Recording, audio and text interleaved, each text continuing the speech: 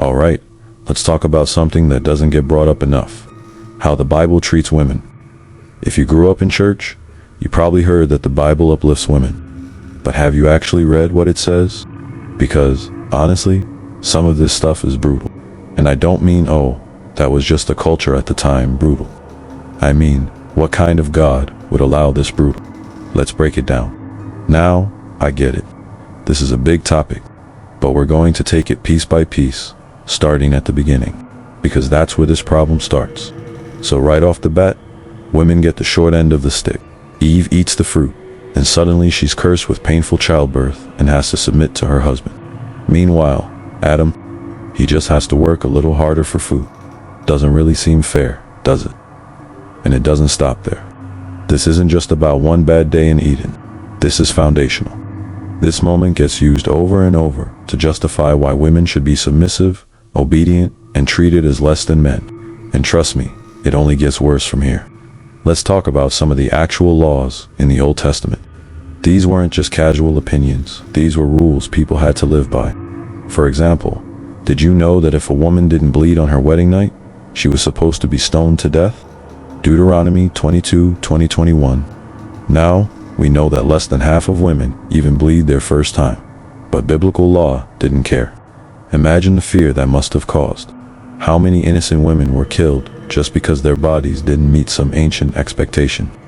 And if a man rapes a woman, his punishment was marrying her. That's it. No consequences for him. Just a lifetime sentence for her. Deuteronomy 22:28-29. Can you imagine being forced to live with your attacker? Oh, and a father could sell his daughter into slavery. Exodus 21:7. Not his son, just his daughter. Because in biblical law, women weren't just second-class citizens, they were property. And somehow, people call this a book of morality. And then there are the stories. The ones that get left out of Sunday school. The ones that, if they weren't in the Bible, would be called horror stories. Let's start with Lot.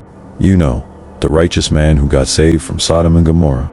Well, in Genesis 19, Lot offers his own daughters to an angry mob to be raped. Just throws them out there to protect two male guests.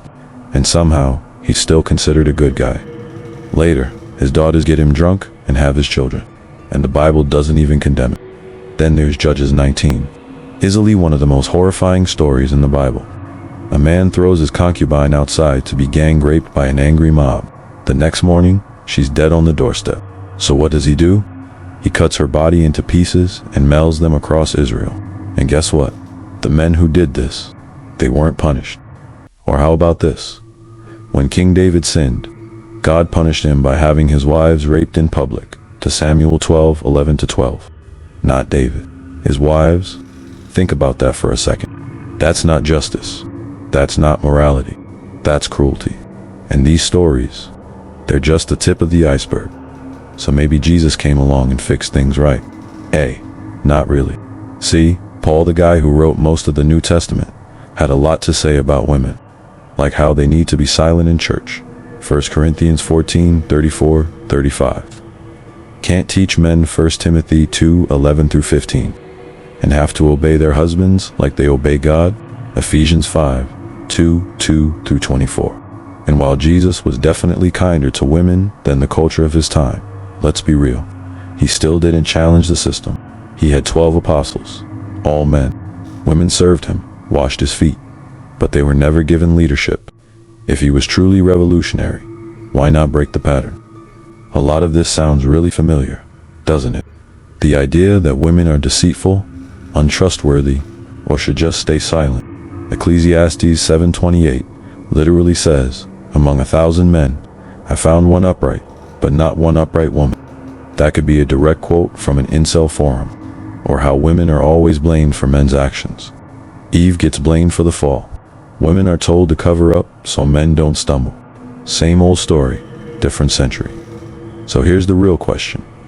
If we recognize these ideas as harmful today, why do we defend them just because they're in an ancient book? If the Bible weren't a religious text, but just some old manuscript, would you still be okay with it? Because at the end of the day, these ideas didn't stay in the past. They're still shaping laws, cultures, and lives. And maybe, just maybe, it's time to start questioning them. Let's talk about it. Drop your thoughts in the comments.